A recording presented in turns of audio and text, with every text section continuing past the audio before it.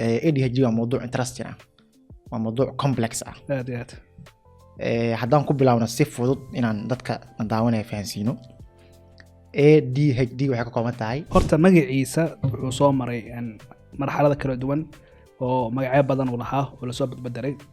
asaga waxaa jira marka magac kaleeto oo interchangeable ah oo asaga lala adeegsado sax oo aan u baahanaa qofka inuu ogaado inuu isku mid yihiin haddii la adeegsado kaas. waxaan soo qaadan doonaa meelo badan oo myth ka jiro ama khaladaad ka jiro dadka ay ka fahansan yihiin oo social media ku aragto qof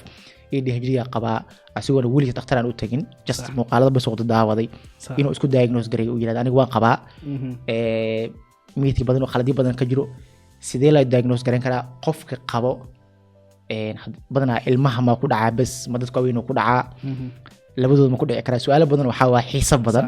inuu judgment garay karo waxaan wax fiican waaye xilligan la dhihi karaa xilligan maxay la shaqs ka dhaafi karaa xilligan kuma haboono judgment inuu sameeyo holaha uu ku jiro in qofka focuska wax saaro oo diiradda wax saaro aniga waxaana u soo jeest waxaana diiradda saaraya sax marka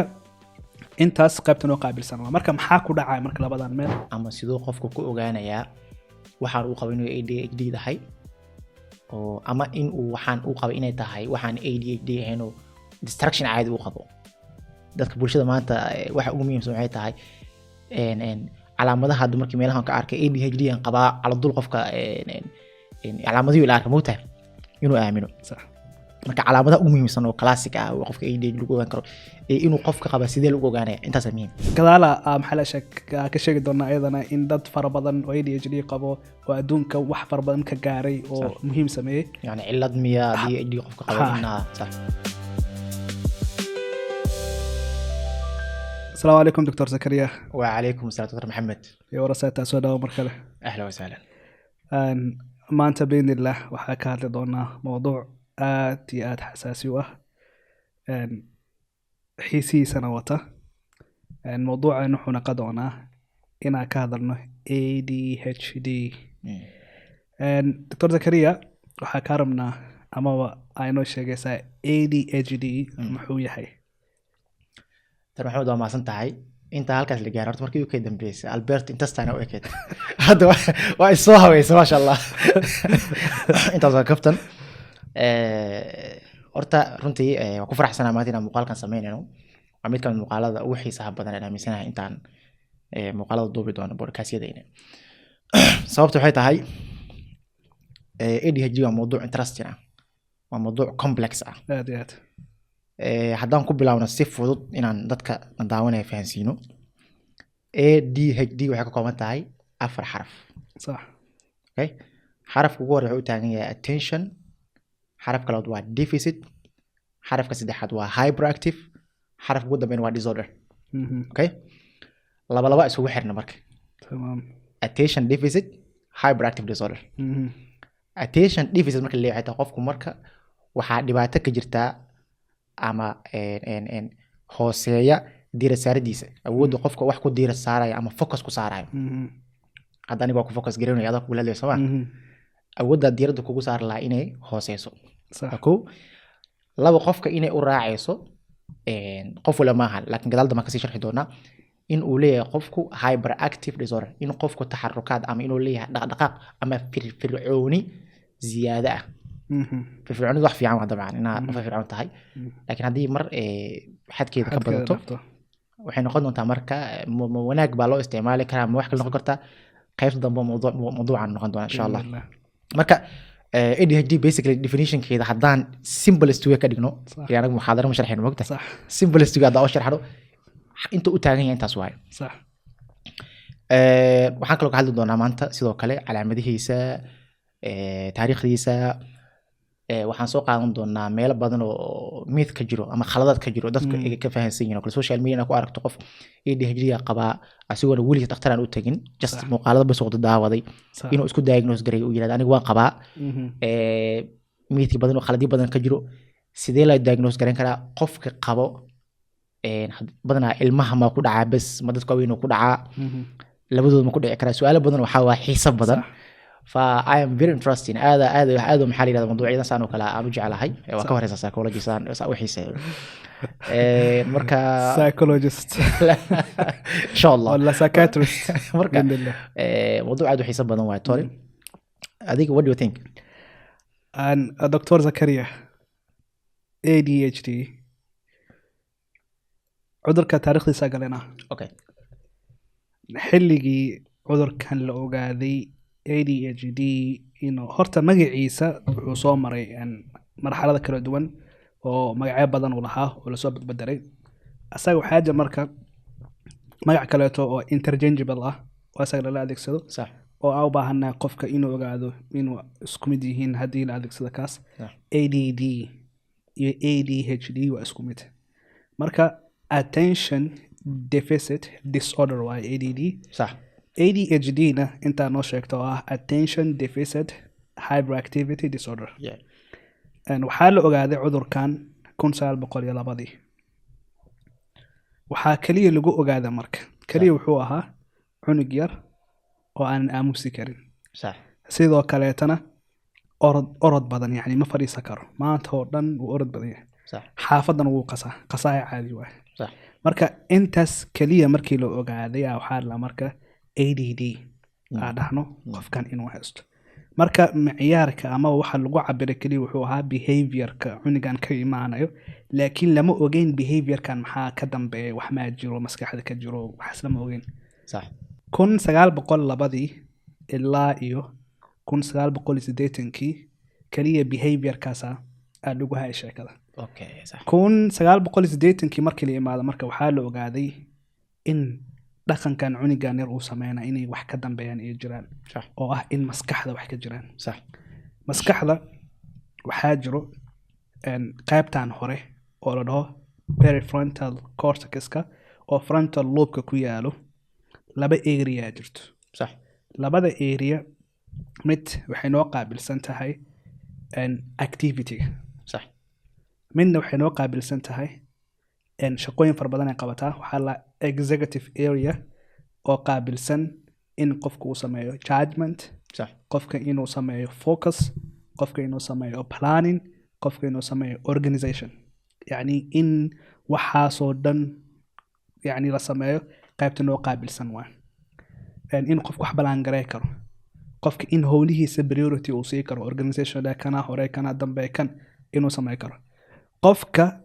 inuu judgment garee karo waxaan wax fiican waaye xilligan la dhihi karaa xilligan maxaa la shaqo iska dhaafi karaa xilligan kuma haboono judgment inuu sameeyo howlaha uu ku jiro in qofka focuska wax saaro oo diiradda wax saaro aniga waxaana usoo jeest waxaana diiradda saaraya صح marka intaas qaybta noo qaabilsan waa marka maxaa ku dhacaya marka labadan meelna waxay noqon doontaa in overdeveloped inay noqoto meelna ay noqoto underdeveloped overdeveloped maxaa ka wadnaa يعني إن سي زيادة أو develop قريب تعني قصير أو محل شكل شقة ذا إن زائد نقط سيدا hyper activity وكالات أنا شكته يعني إن قفك hyper active إنه هذا hyper active مركا وحاجة رميشان موضوع سي لوضع يعني أنا صح الحين hyper active عني كان إنه عنك فيرا كل يسماهن عني كان إنه خاخ بدنيا كل يسماهن أو أرد بدنيا ماهن مركا hyper active لماذا وحاوس قال سدح شيء هو سمعناه صح in hyperactivity of ADS in jiraan fikrad maskaxdiisa ka guuxayaan qofkan cunigan ADHD ga qabo ama qofkan aadahay cunigan aadahay qofkan ADHD ga qabo maskaxdiisa ma danta marna waa shaqaysaa fikradaha ka buuxaan fikradahaas marna waxay noqon karaan positive marna waxay noqon karaan negative yani cudurka ADHD ga maahan kaliya in maxaa la sheekeen negative uu yahay positive negative uu leeyahay كذا محل شك كشيء دونا أيضا إن ضد فربضن ADHD قبو وأدون كوح فربضن كجاري ومهم سميه يعني علة مياه دي قفك قبلنا صح ADHD دان كذا كلا تحبس يدا حال شيء أمريكا نص ضد كقار يعني نص كمد ضد كحبس يدا كجرو إن ADHD هستان برك ADHD وحنا خكرا positive قفك إنه وحفي عن دنيا كقبصده سو كلاته qofkan xabsiga ku jiran waa inaad xakartaa marka mana ceebeeneen ma dhaheeno waa xun yahay mana dhaheen maxaa la shaqo fiican laakiin waxa ku fiican waxyaabo ku xun yahay marka qaybta marka over development in qad maxaa activity marka activity-ga ku soo laabtay activity oo fikir ah yani fikirkiisa inuu badan yahay in maskaxiisa aad u fakarayso qofka صح aysan marna joojin inuu fakaro صح scenario-yaad far badan uu sameynayo in sidoo kaleeto maxaa la sheekeen emotionska yani emotions activity inay jiraan qofka ADHD qa waxaa laga yaabaa inuu yahay positive haddaa u fiirno qof aad xanuun u ah muxuu ahaay aad u fiican dadka u fiican sidoo kaleeto dadka wax siiya kariim ah yani hadda wax haysto dadka wax la qaybsanaya dadka ilaaliya caafiya teeda kale taana fikirkeeda dhiga waxay leedahay negative side teeda kaleeto waxaa laga yaabaa qofkan haddaa ereer ku dhahdid inuu qalbigiisa dhaawactid very sensitive uu ku yahay marka tanamur qofkaas ma ogolaana in lagu sameeyo kaleeto uma dulqaadan karo waxaa kaloo ka mid ah behaviorka soo sheeg marka behaviorka laba uu noqon doona isagana in behavior uu noqdo hadal inuu noqdo qofkan inuusan aamusi karin in maanta aan hadlaay hadalkiisana maxaa la sheekay maanta isku aadanayn hadalada ku hadlaay marmar uusan ka fiirsanin hadaladiisa wax uusan dhihi lahayn inuu iska dhaho waqtiga uusan fiirin waqti aan ma lahaaya ama behavior oo activity gacanta wax ka qabto maanta oo dhan maxaa la sheekay yani energy-ga ku jira maskaxda shaqaynayso inuu meel ku bixiyo inta taro aad u fiican calaamadaha qofka ADHD qabo ama sidoo qofku ku ogaanayaa waxaan uu qabo inuu ADHD dahay oo ama in uu waxaan uu qabo inay tahay waxaan ADHD ahayn oo distraction caadi uu qabo dadka bulshada maanta waxa ugu muhiimsan waxay tahay calaamadaha hadda markii meelahan ka arkay ADHD aan qabaa cala dul qofka calaamadihi ila arka moota inuu aamino sax marka calaamadaha ugu muhiimsan oo classic ah oo qofka ADHD lagu ogaan karo inuu qofka qaba sidee lagu ogaanaya intaas maxaa ka leedahay calaamadaha ADHD-ga qofka qaba lagu arkayo waxaa waaye marka koowaad in maanta qabi uu yahay dhamaystir ma lahan yani wax ma dhamaystiri kara qofkan aad ugu adag yahay inuu wax dhamaystiro wax si fiican uu ku bilaabi karaa bilowgiis wuxuu noqon karaa wonderful laakiin ma dhamaystiri karo sidoo kaleeto sida inuu wax akhris bilaabo yani qofkan inuu wax akhrinayo dhaho qofkan inuu wax qorayaa qofkan hawl isku hawlo laakiin dhamaystir aan lahayn inuu yahay distracted very distracted inuu yahay distracted waxaa ka wada qofkan ADHD-ga qabo waxaa laga yaabaa inuu fasal kula fadhiyo ama meeting aad joogtiin dadkiina ay wada joogaan wuxuu rabaa marka inuu qofkan dhageysto meeting wuxuu u imaaday in la dhageysto Soomahan qof hadlaa inuu dhageysto rabaa qofka caadiga wuxuu awoodaa in qofkan hadlaayo uu dhageysto laakiin qofka ADHD-ga qabo inta qofkan uu dhageysanayo hadii wax yar qalin qofka dhaco wuxuu rabaa inuu qalinkaas fiiriyo okay maxaa la sheekay qalinkaas intuu aaday then uu soo laaban hadan qofkii uu dhageysto isku daya wax yar kadib hadana daaqadan uu fiiriyo laga yaabaa uu dhaho oo daaqadaas geeda ku yaal geedkaas muxuu dheeryahay isweydiyo then hadana uu soo laabto qofkii inuu dhageysto isku daya hadana ee ku soo dhacday xala saaxiibkiis wuxuu sheegay saaxiibka muxuu ku sheegay isla markii la joogo hadana waxa laga yaabaa in qofkan uu baxo uu ka fakaro wuxuu TV ka fiirsan lahaa filim ka fiirsanaysa yani waa 10 seconds ama 20 seconds oo meeshaas uu joogo rabo inuu wuxuu diirada saaro shirku uu imaaday in fikradahaas oo dhan hal mar ku soo dhacaan marka qofka waa very distracted يعني هذا وعرقله يعني وحيسه وعرقله سنة مركب وحوها استا short span attention يعني in attention كيسة وصن هنا attention أو وحبذان قاعد كرا attention كيسة عادو يريا ما أنتوا دن وقابية إنه يهي disorganized كل كيسة وحالة جاوا بقول شيء نسكاج يعني نس كيسة سيدو كليتو يسدحيالان يعني organized معهم قفك ADHD قبو aad ugu dhiban yahay deadline wuxuuna haystaa inuu yahay qof maxaa la sheegay last minute mar walba daqiiqada u dambaysa socda appointment-ga maxaa la sheegay hadii oo uu safar galaayo oo u socdo maxaa la sheegay haduu safar galaayo oo wadan kale u socdo ticket u jaran yahay marka waxa laga yaabaa xitaa in ADHD uu qaba dartiisa uga baaqdo appointmentskaas yani appointmentidiisa ma saxna oo si yani deadline-ka saxda kuma taga mar walbo late way ama way ka tagaan qofka ADHD-ga qabo sidoo kale calaamadaha ka soo muuqanaya waxa waaye in memory-giisa uu daciif yahay waliba memory-ga laba loo kala qaybiyaa wax xasuusanaysid hadeertaan yani hadeertaan sameeyay laga baahan yahay in hadda xasuusatid iyo wax long term marka long term memory-ga perfect waa hadaa weydiisid reerka qofka maxaa la sheekay inuu memory fiican yaa waa waxay ku dhihi doonaan qofka ADHD qaba waa isaga labaatan sano ka hor filin oo fiirsado kaaga sheekay karaa every bit by bit laakiin markii la fiiriyo waxyaabaha daily life-ka ah sida furihiisoo kaleeto maxaa la sheekay mobilkiisoo kaleeto yani waxyaabahan uu wadwato inuu hilmaamo okaalkiisa meel looga soo tago kaleeto waxaasoo dhan marka uu hilmaamaya daily life-kiisa waa short term memory-ga inuu hilmaamo ADHD qofka qabo waxaa kaleeto lagu ogaanayaa in uusan manage garay karin actionadiisa ficiladiisa waxaa laga yaabaa in qofkan xilli munaasab ahayn waxaa munaasab ahayn uu iskaadho صح yani waxyaabaha munaasab ahayn inay kasoo baxaan xilligaasna la rabay inuu dhaho صح amaba inuu sameeyo waxyaabo la rabay inuusan sameynin yani صح. markaas waayo ma manage garee karo executive-kiisa under development oo aanan develop gareynin oo go-aan ka gaari lahayd marka aad u yartahay sidoo kaleeto planninkan wuu ku xun yahay inuu wax plan gareeyo wax qorsheeyo aad ugu xun yahay ADHD qofka marka qaarkood dadka dhan oo wada faraxsan oo maxaa la sheekeen caadi ah meesha ka shaqeynayo asaga waxaa laga yaabaa inuu murugeysan yahay dadkaas oo faraxsan yihiin markii problem uu yimaado dadka ay wada murugeysan yihiin asaga waxaa laga inuu qoslayo because of wuxuu haystaa capability waxaas ku manage gareey karo dadkan ma haystaan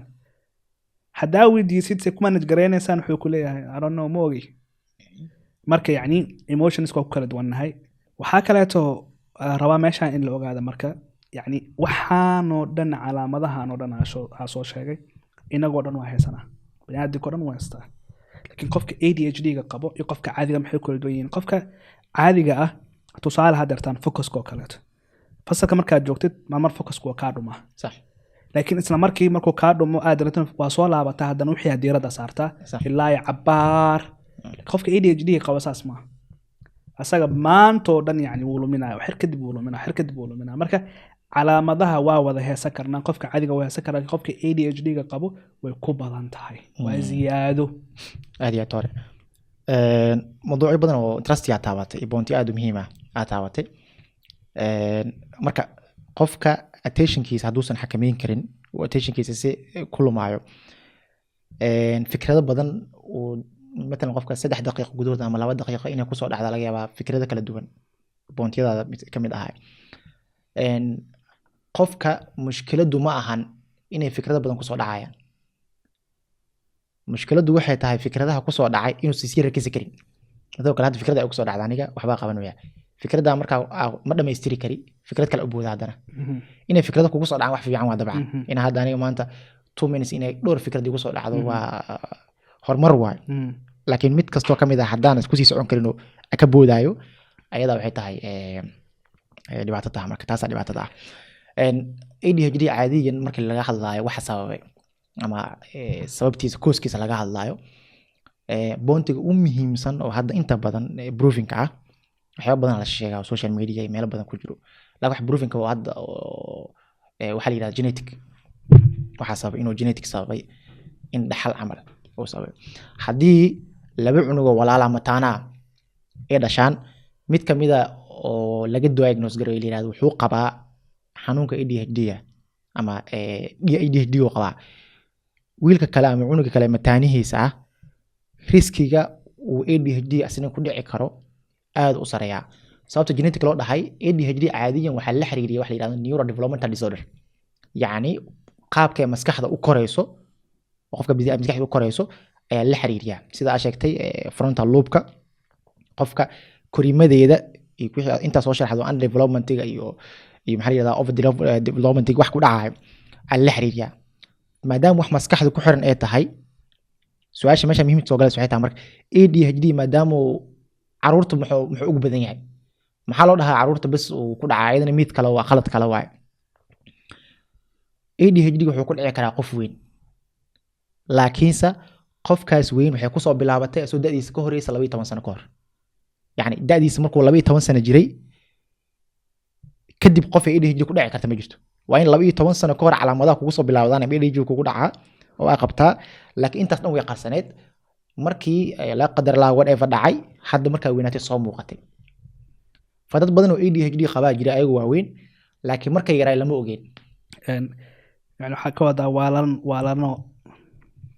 waa lala noolaa karaa ADHD ADHD waa la noolaan karaa asagoon qofka calaamadihii aan soo muujinaynin iyadoo calaamadii qofka soo muuqanin qofka markuu weynaado ka soo marka dadka arkaysid oo waaweyn oo ADHD ga qaba ayagoo yar already ay qabeen laakiin lama ogin lama diagnose gareyn sax cunug fudud baa noo dhashay la yiraahdo waxyaabaha aniga dadkii masha Allah ku jeclaa eray bixinta aad ugu fiican moogta cunug fudud baa u jooga heblaayo ama hebel cunug fudud baa u jooga marka la leeyahay waxa waaye ihtimaal cunugaas inuu ADHD qabo waa dhici kartaa Soomaa marka qofka mythka ugu horeeyo aan meesha inaan ka bixin rabno ama qaladka ugu horeeyo macluumaadka qaldan ee ka baxayna meesha ka bixin arno ADHD qof weyn iyo qof yar buu ku dhici karaa laakiin qofkan weyn calaamadaha asoo yar ku dhacday because waxa la xiriyaa inuu yahay neurodevelopmental disorder asoo yar ku dhacday fa lama ogeyn calaamadaha markuu weynaaday whatever wixii maxaa la yiraahdaa sababay calaamadaha soo muuqdeen hadii qof marka la xaqiijiyo markuu yaraa inuu ADHD uusan qabin waxa ugu horeeya laga shakiyo ADHD ma marka qofka weyn anxiety la fiiriyaa depression la fiiriyaa bipolar la fiiriyaa depression iska noociis kale waxyaabo badan laga fiiriyaa qofkaas waxaas markii la xaqiijiyo inuusan qabin exclusion lagu sameeyo kadib wax boonti ugu dambeeyay in dhig loo taga laga yaabaa because markasta qofka ADHD markii laga diagnose gareynayo ama la dhahay ADHD qabta wax ugu horeeya loo laabto xitaa history markuu yaray because xanuunka waxa la xiriiriyaa in uu yahay neurodevelopmental disorder yani korinta maskaxda inta maskaxda korayso markuu qofka 12 anaga jirkeen marka ayna kulligeen waa soo wada korinay marka dhalinayna mud inta lama ekeen soo weynaanay soo fa maskaxda saas oo kale weynaanaysa ayadana ma fahanti Dr. Zakri waa runta meeshaas waxaa rabay marka aan dhahno ADHD ga qofka ah ideas ka fikradaha ku soo dhaco ama fikradaha uu haysto waxay keenaan inuu noqdo overthinker overthinker waxa waa yani inuu aad u fakaro overthinker kaas waxayna ka qartaa positive iyo negative sax markay positive naqanayso waxa waa qofkan maanta lecture raba inaa ku siiyo sax lecture marka raba inaa ku siiyo lecture kaas maxaa u baahanahay haddii overthinker ahay oo ADHD na haysto waxayna ka qartaa positive aad soo ma sax lecture kaas marka anigu waxa isku dayayaa bari inaa wax ka soo bedelo wax soo ziyaadiyo aaraadiyo qaab kale oo u dhaw waxaan simple ah ku fahantaan qaybta xun marka waxay noqon doontaa in qofka uu dareemo anxiety yani lecture kan tan inaa u bixiyo ma ahan maxaa dhici kara hadduu maxay la sheekeen ay fahmi waayaan hadday rabaan maxay la sheekeen qaabka u sameeyay yani si negative ah qofka inuu u aamino marka qofka weyn marka waa loo kala garan karaa yani overthinker nimadiisa waxaas waa loo kala saari karaa aad sax tore marka waxa ku socday khaladaadka oo la aaminsan yahay macluumaadka caamka because ADHD waa wax very common aad u badan for whatever reason caafimaadkana maalin ka dambayso oo sii hormaraya yani maalin ka dambayso waxa la sameeyo research cilmi baaris la sameeyo maalin ka dambayso waxyaabo cusub soo baxayaan fa inta global ama generally inaan ka sheekeysano tore marka waxyaabo macluumaadka kale markii laga soo tago qof weyn iyo qof yar inuu labadaba saameyn karo waxa kale macluumaad kamid ah qofka ADHD ka qabo cunuga ADHD ka qabo in markuu dhasho cunuga lagu arka dabeecad inuu leeyahay hyperactivity-ga impulsivity-ga inuu falcelintiisa aad u daran tahay falcelin degdeg leeyahay مثلا لو kala galaaska markuu fadhiyo macalinku su'aasha ku weydiinayo su'aasha soo dhameeyay inuu gacanta hore ka taaganayo inuu jawaab rabo inuusan leen markuu wajir saf lagu jiro kale cunada la qaybinayo ma inuusan suuga karin cala dul asiga inuu wax walba uu la leeyahay wiilkan cunuga dulqaadka ku gar markii wax la qabanayo ama maxalliga dadka ay wax qabanayaan bulshada inuu markaas tarabo qofka ugu horeeyo waxaan sameeynaa inuu asiga yahay kale waxaas waa marka calaamadaha impulsivity inuu leeyahay wiilka cunuga falcelin degdeg ah inuu dadka kaga horeeyo kale bulshada marka waxa laga yaabaa inay u aragto qaab waxa laga yaabaa hadda daa'irada aad isticmaala waa erey common dabcan in la cunug fudfudooda qabtaa in la yiraahdo meelaha ku carray marka waxa loo baahan yahay marka in la fahmo in waalidiinta dadka walaalaha ah dabcan dadkana daawanaya waalidintooda dhageysiyan aad u jeclaan lahayn in waalidiinta nafkooda mas'uuliyad gaar ah saaran sax dadka macalinka dugsiga iyo macalinka iskuulkana mas'uuliyad gaar ah saaran sax familka si guud mas'uuliyad gaar ah saaran bulshada kaamilna mas'uuliyad gaar ah gooniyaha ka saaran in mawduuc la fahmo mawduuc dabcan yani saan dareemayo hadii marka hada caalamka inta badan ay fiirsid dad waxa jiro life coaching oo ADHD bas ku takhasusay yani ADHD bas dadka inay dadka baraan la tacaamulaan waxyaabo badan u sameeyaan because waxyaabaha hadda kale oo dhan calaamado waay waa symptoms waay ADHD symptoms kaas oo kulmay qofka mid walba skills xirfada lagu bari karaa qofka disorganization waay organizer la dhigi karaa organize skills la bari karaa qofka maxaa la yiraahdaa overthinker waay waxyaabo kale lagu noqon yani qofka attentionkiisa yar qaab attentionkiisa loo ziyaadi karaa jiro aan taariikhyo badan aan ka dhaceen qaybta dambe uga hadli doonaa mawduuca marka mas'uuliyadda saaran waalidka ugu horeysa waxay tahay horta cunuga markuu yar yahay fadlan hadii hooyo daawanayso ama abi daawanayo maxaa la yiraahdaa ama walaalka weyn daawanayo ama habaryaalo dadkan mutahay qoyskeena kula masal qofka daawanaya qoyskeena waay marka sida qoyskeena ula hadlaynaa cunug yar hadduu dhasho cunugaaga aad ku aragto in dhaqdhaqaaq zaa'id ah uu leeyahay in cunuga uu maxaa la yiraahdaa filcilintiisa aad u daran tahay oo maalan loo kale wax yar la sameynaa hore oo filcilin inuu ka sameeyo rabo in wax sugi karin inaa u qaadato calaamadaha ADHD ka la muda waxba ka dhimayso inaad maxal dhakhtar psychiatriga cunuga la xiriiriso because ilmaha markay because meeshaas waxa ka bilaabana daawada meeshaas daawada ka bilaabanaysa oo meeshaas dii laga soo bilaabo oo loo sameeyo maxaa la yiraahdaa symptoms ka si loo maarinayo ADHD waxa waaye aan daawo lahayn 100% laakiin qofka hadii la training gareeyo noloshiisa ku noolaan karo adduunka dad badan oo ADHD qaba jiro aan very successful ah su'aashiin wax noqon doonta marka dad adduunka oo focuskiisa qof aan diiradiisa aan dhisnayn ama waxa focus gareyn karin soo successful noqonaa su'aal ay noqonaa mutaa dad badan adduunka jiraan marka tor waxaan ku socdaa macluumaadka qaldan laga fahansan yahay macluumaad waxa jira dhahayo ADHD waxa sababa qofka inuu sokor badan cuno qofna sokor badan cuno ADHD ku dhaxay dafع معلومات غلط waaye aad oo qalad u yahay mumkin nacsi noqoto inuu qofka hadii ADHD qabo kale inuu yahay qof aad active u ah shaqeynayo fa inuu markaas glucose u baahdo inuu sokor u baahdo kale fa inuu cuntiisa balato ayilo kadibna sokorowga u galo ma fahant ayana macluumaad qalad waa taasna sidoo kale bulshadana ka wacyi gelino qofka marka cunuga yar maalan loo kale cunuga yar ADHD qabo kale in la yiraahdo cunugan oo tarbiyo xun yahay waaw طبعا وتربيه حنيه لا دهو واحد ياكل طبعا bulshada cunug dib badan oo uu wareegay cunuga ma tarbiyo xunno صح laakiin xaaladda haysta loo baahan in la fahmo aad faham bulshada loo baahan yahay macalinka inuu fahmo loo baahan yahay waalidka inuu fahmo loo baahan yahay cunuga waxa la yiraahdaa aan la tumin oo la garaacin because cunuga si kasta u garaacda oo tunto mushkilada asi haysato mushkiladu asina xali karin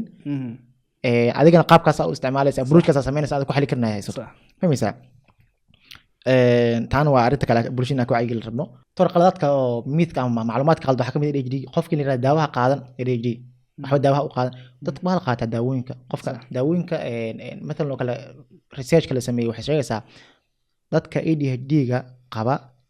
in neurotransmitter kooda qaar kamid ah inay hooseeyaan ama si fiican u shaqeynaynin waxa la siiyaa daawooyin stimulate gareenayo oo nashaad siinayo neurotransmitter kooda sababta loo sameeyo waxay tahay in noloshooda caadi u socoto maalmaha fa qofku waxa loo siinaa bas ka in calaamadaha laga yareeyo symptoms in laga yareeyo daawooyin qaar la siinaa in focuskooda oo ay hayaan focus ay yeeshaan qofkan waxa inuu focus gareey karo sababo kale daawooyinka qaar oo kale hurdada ka caawinaya waa la siiyaa waxyaabo badan la siiyaa marka daawooyinka marka waxa waaye caawinaad waa qaataan dadku inay dhahaan daawaha qaadan hadduu sabaalka 100% daawir qalad waa totally aad u qaldan dadkaas waxyaabo kale maxaa la yiraahdaa sidoo kale daawo bas ma ahan in kaliya la qaato صح behavior therapy ku sheegay in ilmaha la caawiyo la taageero xaaladooda la fahmo inaan maxaa la garaacin ilmaha la tumin because waxa saas ku xalismayaan waxa maxaa la yiraahdaa cunuga haysto in la fahmo waa bas ADHD qofka inuu adiga qof maxaa la yiraahdaa bilaadan yahay qaabka uu arkayso qaabka uu arkay kaaga fikir duwan yahay in qaabkaas uu la tacaamusho aan rabo and the best system waxay tahay ilmaha ADHD loo sameeyo oo ugu fiican reward systemka ani waxaan aaminsanahay ka fikran my view reward systemka adduunka dhan ku shaqeeya anaga hadda salaadan dukanaa ilaahan caabudnaa waxaan rajaynaa aakhirna janno galno jaamacada dhigana waxa baranaa waxaan rajaynaa inaan jaamacada ka baxno cilmi barano cilmigaasna aan bulshada ku anfacno reward systemka waa the best system oo maxaa la yiraahdaa ilmaha ADHD loo tacaamulo in cunuga la yiraahdo waxyaabo uu jecel yahay loo sameeyo dan maxaa la yiraahdaa waxyaabaha helaysaa hadii aad halkan page akhrisid oo focus gareysid reward systemka marka systemka ugu fiican oo ilmaha loo sameyn karo waa nanac cunuga jecel yahay waay nanac waan ku siinaa hadii jadwalkan ku sameeyaa ku socotid routine kan ku sameeyaa maanta hadii ku socotid caawana nanacyadii waxa leedahay shukulaatada arabti صح waxyaaba ilmaha ay jecel yihiin in yiraahdo waa the best system ani aaminsanahay shakhsiyan an ADHD an is proven yani dad badan sameeyeen maxaa la yiraahdaa oo ka faa'iideen ilmaha saas oo kale dadka weyn sidoo kale dadka weyn naftooda ay nafkooda abaal marisid naftaada inaad laan qofkan hadaa ma tajecel koob kafee in aan cabo koob kafee waa riwaad inuu noqdo waayo waa saani aan dhaho maanta qolkayga isku dhaxyacsan qolkayga hagaagsanaya kadib koob kafee cabaya ana sameeysanay riwaad system ka taa waa the best system ani aaminsanahay marka waxyaaba lagu taageeri karo behavior therapy uu ka mid yahay marka riwaad system waxyaaba lagu dhiirigeliyo dadka in ilmaha organizing skills loo sameeyo xirfadda wax isku aadinta managementiga maamulidda time managementiga la baro waxyaaba badan oo la bari karayo marka reward systemkaasna aad u talnaa waa mid wax fiican hal su'aal muhiim ah jirto oo of course waa isweydiisay صح bulshada waa isweydiiyaan صح dadka ADHD ga qaba ama caruurta ADHD badan laga diagnose karo laga helo maxay ugu badan yihiin bulshada Soomaaliyeed especially bulshada qurbaha ku nool maxay ugu badan yihiin dadka waddanka ku nool طبعا موضوع marka bilaawin ala dul soo ashadinida ku jirta ama la sabab dad badan oo Soomaali ay aaminsan yihiin in ereyal waxa la jira la dhaho kale ilmaha halka ku dhashay waa la dura wax ka jira male wax ka jira male waxa ka jira male waa laakiin wax sax oo bulshada ay ku hadlaan waxa iyadoo scientific loo hayso ma maxay kula taaday su'aal muhiim waaye maxay bulshadeena Soomaaliyeed ee qurbaha ku nool ay kaga badan yihiin ان bulshadeena caadiga ee back home kama wadankii ku nool mid kale ka dhawaajisay ciyaalkan maduran yihiin totally waa yani wax qalada Soomaalida iska dhaxan myths cunigan anu waxa aaminsanahay nin walba meeshiisa ku aqli badan yahay yani nin walba environment-giisa li wax ka yahay ayagana in loo daayo environment-gooda kaas of isku environment kumaan soo kan anaga environment-ga in loo daayo aad su'aasha ku soo laabtay dadka Soomaalida qurbaha ku nool waxay haystaan chance ah cunigan maalinkoo dhasho ilaa ka soo weynaanayo la socda yani isbitaal inuu heli karo oo wax walba oo qofkan ku soo kordho la ogaa karo early diagnosis la sameey karo kullama early diagnosis asameysid kullama qofkan maxaa shakeen fahamka uu waxan uu haysto la fahmayo environment-giisa uu abuurayo chance fara badan oo successful isa ka dhigayso waa ka hadli doono marka waxa aad kaga caawiso bulshada yani inay early diagnosis ka sameeyaan isbitaalada ee helayaan laakiin annaga Soomaaliya waxa laga yaabaa in 60 sano jir ama 40 sano jir aad tahay ADHD haysatid aan wali la ogeyn sababta la ogeyn maxaa waaye because of early diagnosis kaas ma haysano oo qofkan lama mutaabaceeyo maxaa la sheekeen maskaxdiisa wax ka socdo lama mutaabacay karo duruufaha jira darteeda marka daruufahaas waxay ka dhigayaan marka in late diagnosis sama xitaa late diagnosis ala sameeyna qofka isagoo haysto ku dhaw naga tag anaga ma waalan maxaa ka leeysidaa waaye qofka ku dhaw marka chance-kaas ayaa wuxuu siin doonaa in iyaga la ogaado marka in wuxuu la ogyahay cudurkaas la ogyahay wax yani wax xun ma ahan qofkan in la ogaado inuu ADHD haysto which is totally makes sense yani caadi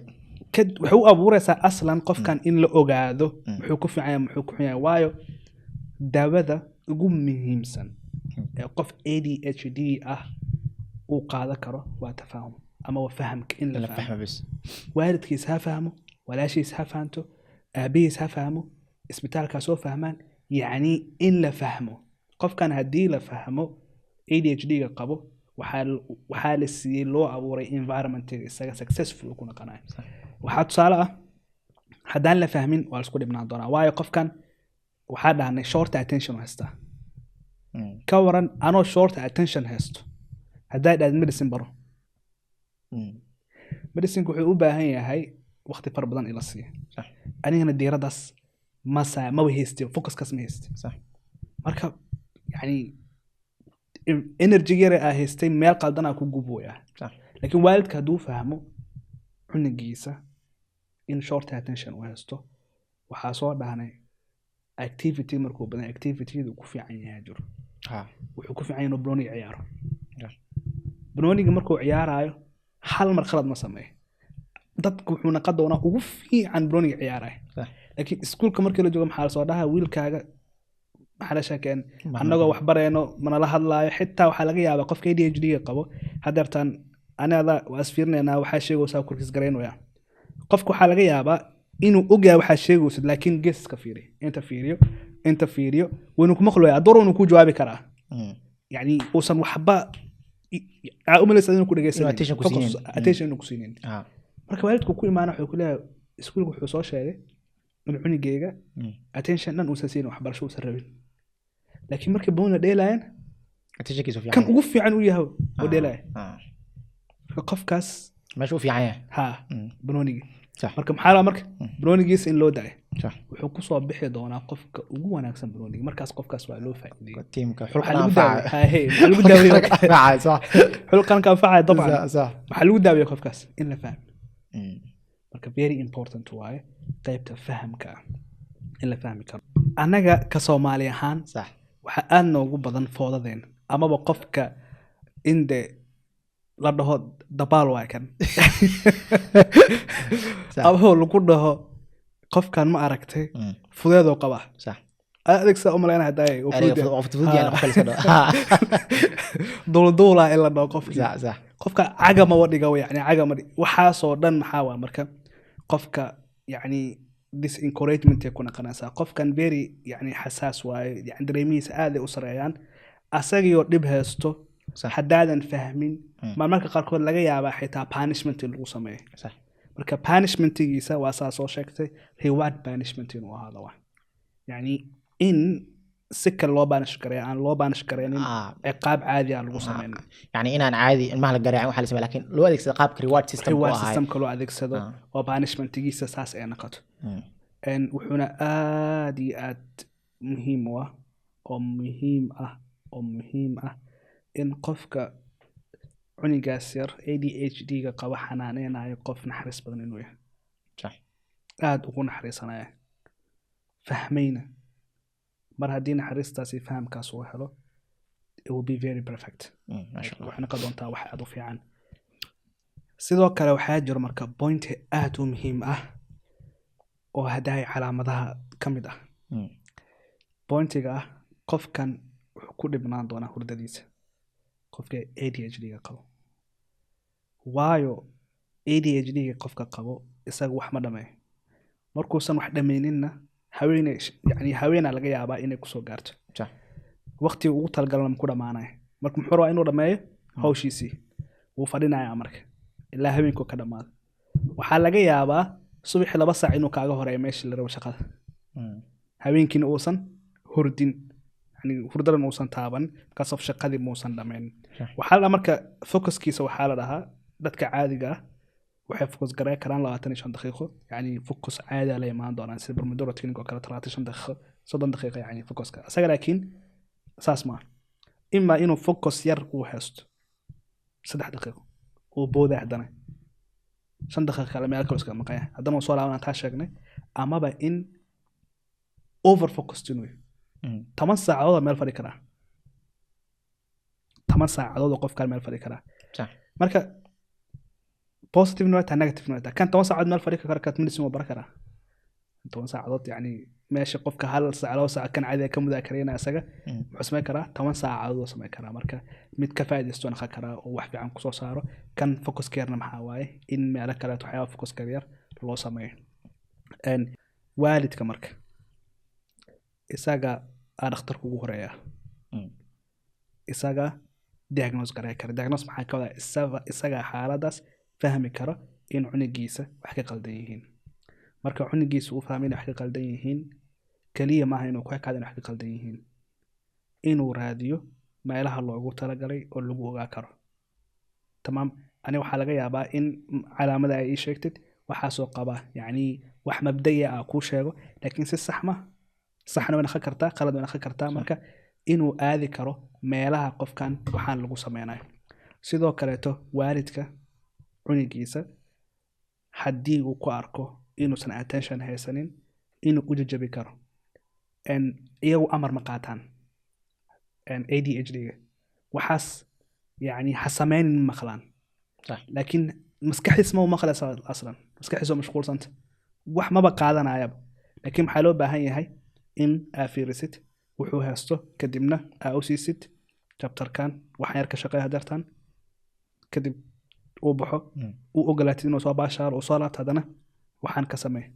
haddana maxaa waaye waxaan samey in cunug la dhihi karo aad iyo aad sidoo kaleeto in la fiiriyo cuniga progresskiisa not perfection يعني ha fiirinin inuu wax walba perfect kariyo ma ka dhigi karo laakiin in progresskiisa ilaa intee uu horumaray ilaa intuu wax sameeyey inuu waalidka fiiri karo صح marka qaabihii awareness-ka dhexman qoranayna oo ugu dambeeyey waalidka marka waa inuu ogaadaa in ADHD uusan ku xirnin caqli inuusan ku xirnin caqliga qofka yani haddii ADHD aa qabtid inaa caqli lahayn maahan waayo ADHD-ga waxaa mar walba xitaa laga diagnose gareeyaa dad dhakhaatiir ah صح yani jaamacadda kulliyadda soo dhameeyey ugu dambeyna waxaa la ogaadaa inuu ADHD yahay marka kuma xirna IQ-ga mise caqliga qofka kuma xirna asoo high IQ ADHD haysan karaa asagoo middle ADHD asagoo low ADHD marka cid walba ADHD way haysan kartaa waxa kaleeto loo baahan yahay isagu ma ahan all or none maxaa ka wadaa gabadha inay uur leedahay inaysan uur leen wax ka dhexeeya mare صح marka sheekadaas maaha isaga ADHD-ga qofka uu haysan karaa si fiican uu kaga faa'iideysan karaa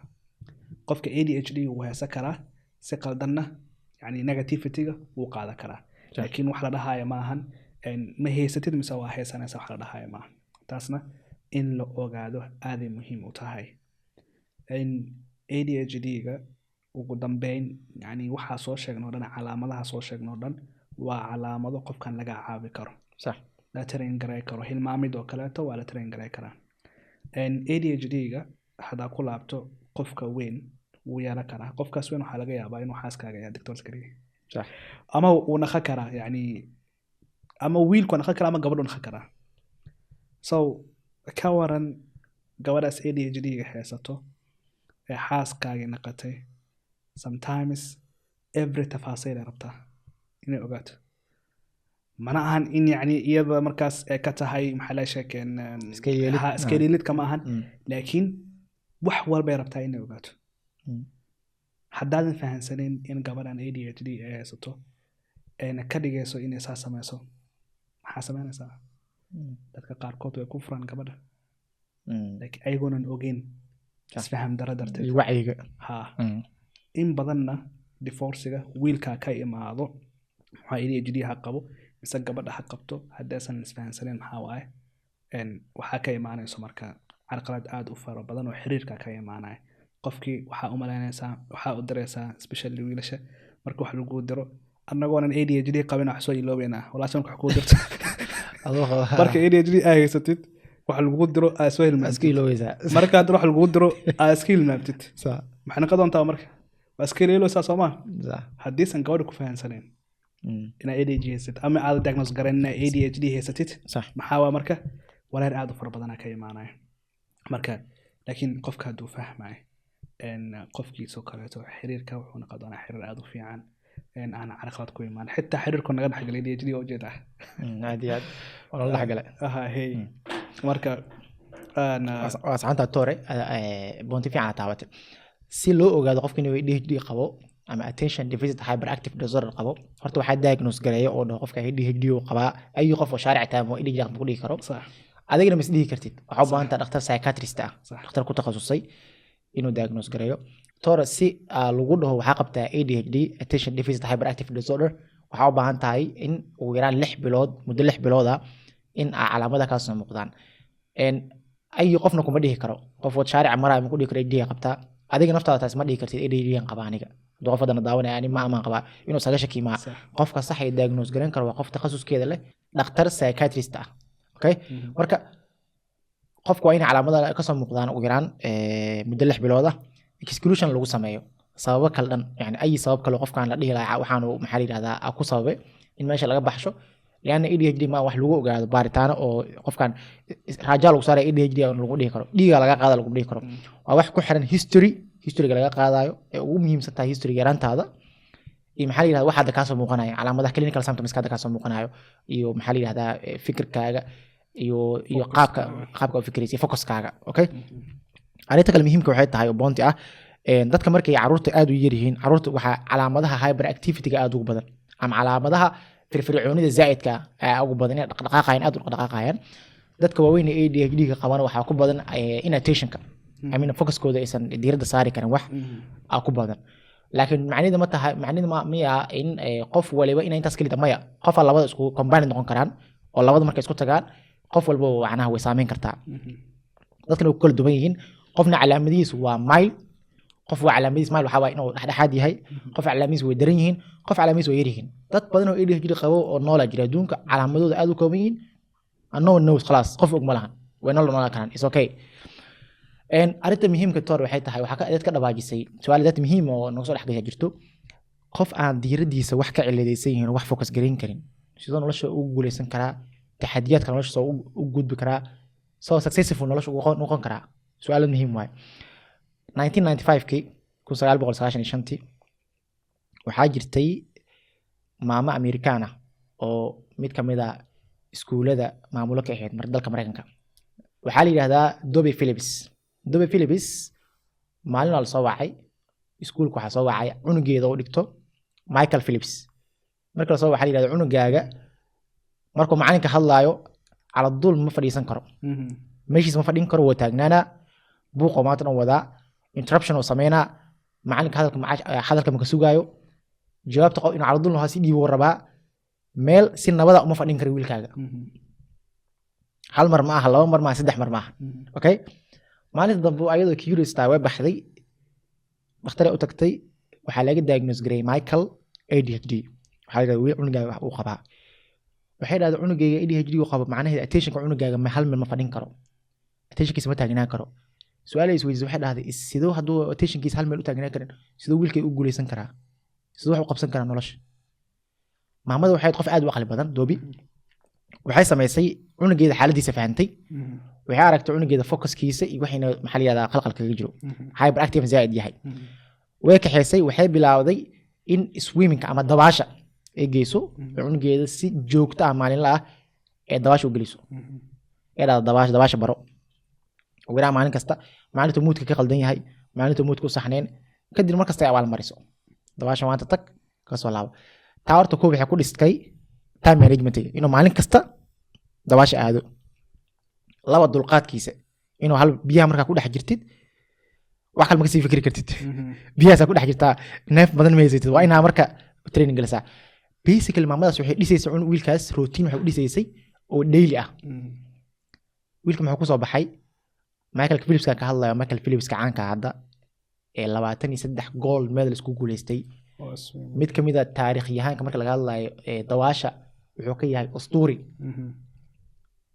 si lamida ADHD waxa laga diiwaan galiyay marka waxa ka caawiyay in qofkaas yani Michael Phillips ka inuu ku soo baxo qof champion ka ah sportska hooyadiisa fahantay oo basically routine u dhistay dabeecadiisa la socotay reward system-ka ashayna adeegsatay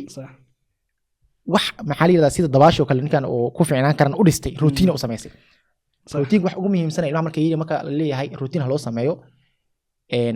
wax ku fiican yahay loo sameeyo hal la daba socdo waxaas hal joogteeyo unugu wax badan ay ka caawinaysaa noloshiisa waxa kamid ah Simone Biles waxay kamid tahay dadka waa the best gymnastic champions marka hadda gymnastic champions ay gelisid qofka ugu horeeya ku soo baxay ayada waa story ayadana ADHD qabtay waxa kamid ah Richard Branson waa billionaire waa sidoo kale ADHD qaba adduunka hadii la wada tirinaya dadka ADHD qabo ee horumarka ka sameeyay ma cadan wala xisaaban yarida qof Soomaali aqoon lahayd dad badan hadda maskaxdeeda kuma jirto dad badan aqaan ma laha laakiin dad adduunka aad u badan yihiin ma fahan fa ADHD kama dhigaayo tartanka ma ka reebay adiga sax Victoria laba cunugo ADHD qabto midna uu helay family supportive ah hooyo aaba dhiirigelinaya fahmaya routine u sameeynaya skillsyada wuxuu waxyaabaha meelaha ku liita dhan isku day inay u buuxiyaan iyo mid oo neglected la dayacay aan qofna dhihin la dhahayo wiilka uu fudud yahay uu dhib badan yahay uu tarbiyo xun yahay la tumaayo markay labadooda soo weynaadaan mid wuxuu og yahay oo leeyahay dabeecadii routiinka loo dhisay taasoo ku soconaya fa jaaniskiisa aad ugu fiican yahay midka kale la dayacay waxaa kaaga sii daran Dr. Zakaria maadaama aan soo sheegnay ADHD inuu yahay positive and negative waxaa ku soo aadi kara qofka negative side-ka sax inuu emotionkiisa negative uu yahay fikirkiisa negative uu yahay sax ADHD-ga by the way dad waxaa jiraan waxay sameeyaan scenarios maskaxdooda sax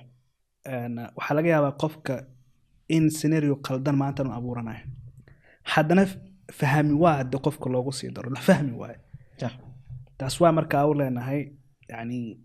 negative side uu leeyahay positive side uu leeyahay negative oo asaga naftiisa ah oo dadkan uu ka duwan yahay maskaxdiisa ka imaaday asoo awal haystay sax waxaa imaaday inaadan fahmin ku qeylinaysid banishment ku sameynaysid jaanis aa abuuri karin qofkaas inuu escape sameeyo waa marka yani qaladaad uu sameeyo kadibna xabsi uu ku dhamaado yani akhiran noloshiisa xabsi marka yani environmentiga very important waa by the way waxaa ka wadna yani ayaa tore qofka hyperactive-ka ADHD qabo oo dhaqdhaqaaqiisa firfircooni zaa'id ah u leeyahay wax daafa tamartaas ku jirta waxaa loo adeegsan karaa qayb guula sida hadda Michael Phillips la sameeyay tamartii ku jirtay dhaqdhaqaaqa maamada qof aqli badan ay ahayd unigeeda dabaashay gelisay waxay dhaqdhaqaaqani waxaan halkan ku bixi energy-ga wuxuu ku soo baxay top dadka ADHD qabo dad creative waay dad wax maxaa la fikri kara wax sameyn kara waay laakiin waxay u baahan yihiin dad fahmo oo caawiya dad badan oo hadda marka dadkan tiri dad waxay dhihi doonaa ADHD qablad ama afqari noqon lahayd laakiin midaa jirto oo la rabo inay waadax ahaato sax ADHD qofka qaba isaga dadku ka duwan yahay sax horumar fiican uu gaari karaa laakiin wuxuu isaga rabo wuxuu isaga jecel yahay aad u qabanaya haddii aad tahay qof ADHD qaba ma ahan daciifnimo sax waa hab gooni ah oo qofka u fakarayo sax maskaxdiisu u fakarayso dadka badankooda ADHD-ga haysto waxay naqaan dad hal abuur leh weliba kambanigooda yani ayaga waxay iyaga rabaan ee aad hal abuur ugu yeeshaan marka waana ka soo hadalnay in loo abuuro jaaniskaas oo la ogaado meelaha ku fiican yihiin si maxaa la sheegay the best of the best oo naqdaan lagu dhiirigeliyo waayo isaga si natural ah ayuu waxyaabo fara badan u xalin doonaa marka ADHD-ga uu haysto marka waxaa leenahay marka ADHD haddaa haysatid maahan in muxuu ahaay xun tahay amaba yani fahmuusa wax ka qaldan yihiin maahan waa kaliya si ka duwan dadka kaleeto inay maskaxdaada u shaqeynayso oon horumar badanna ku gaarsiin karo marka qaarna kuu keeni karo maxaa la sheekeen waxyaabo oo unpleasant ah tamam so waalidka iyo qofkaba waxaa leenahay halis caawiyo u abuura jaanis caabiya ciyaalkiina waxaa rajeynayaa marka inay ahaato su-aasheenu maahan ADHD uga takhalusa ama ka takhalusi kartid laakiin ADHD uga faa'iidaystaa in xalqadeena ay ahaato qofku ka faa'iidaysto strengthgiisa is not a weakness it's just getting an opportunity to take your strength marka waxaa rajeynayaa in marka xalqadan ay tahay xalqad wax badan aa ka faa'iidnay Dr. Zakaria tore waa runtaada in bulshada contribution markasta wax ku celina aad muhiim u tahay waana ku faraxsan xalqada inaan sameynay intaan ku kulmi doona xalqada xigo sidaas iyo nabadiino